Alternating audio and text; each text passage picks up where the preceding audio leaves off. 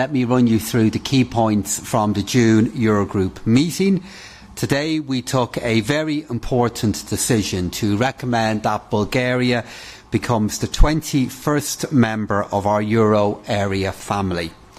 This is a well-deserved achievement for Bulgaria, and it is an acknowledgement of the commitment, the significant convergence process that has been undertaken, and the enormous work by the Bulgarian authorities. It's also a really good signal for the strength of our monetary union. The euro is the foremost symbol of European integration and mutual confidence between countries. It's a foundation for the prosperity of our citizens and an anchor of stability for our region. We specifically welcomed the convergence reports from the Commission, from the ECB, and we concurred with the institutions that Bulgaria fulfils the criteria for introducing the euro. The Minister of Finance for Bulgaria, the Central Bank Governor of Bulgaria, have clearly stated their commitment to sound policies, together with maintaining a sustainable convergence path and ensuring Bulgaria's smooth participation in the euro area. So we prepared in the Eurogroup the necessary draft recommendation to the Council on the adoption of the euro by Bulgaria on the 1st of January of next year, and this will serve as an input into the ECOFIN Council discussions that will take place tomorrow, and I believe that the rest of the legislative process will go smoothly. So moving on to other matters, our meeting started with a discussion from another Bulgarian guest, in this case the Managing Director of the IMF, Kristalina Georgieva. Her team joined us for two separate discussions today. The first one was our regular discussion on euro area policies, which the IMF assessed under their Article 4 work. This time we had a particular focus on financial sector issues, as the fund is completing its in-depth assessment of our financial sector under its financial sector assessment programme, and the fund is about to set out its concluding statement. This gave us a good basis for our regular stock taking on economic developments within the euro area. The good news is that our economies continue to show resilience, thanks in no small part to our coordinated policy response. At the same time, the fund rightly pointed out that risks are rising and we have unfinished business.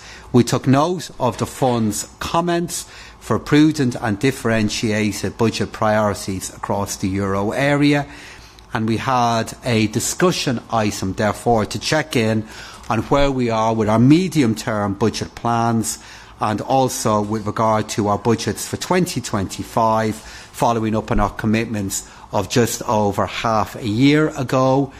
And we therefore touched on the recent draft budget plans of Belgium and Austria. The other main priority we face is the need to reinforce security in Europe and the spending that will be involved in doing this.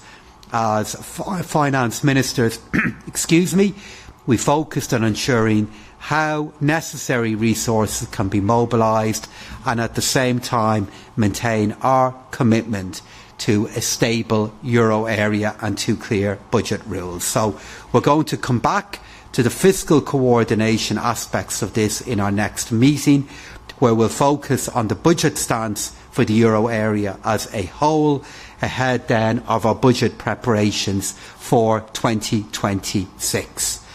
We then had a very constructive exchange, enabled again by the IMF and by the work the Commission are doing in their new single market strategy, on further steps that we can take to remove barriers on the single market of the EU, and the contribution that can make to boosting our competitiveness and our growth.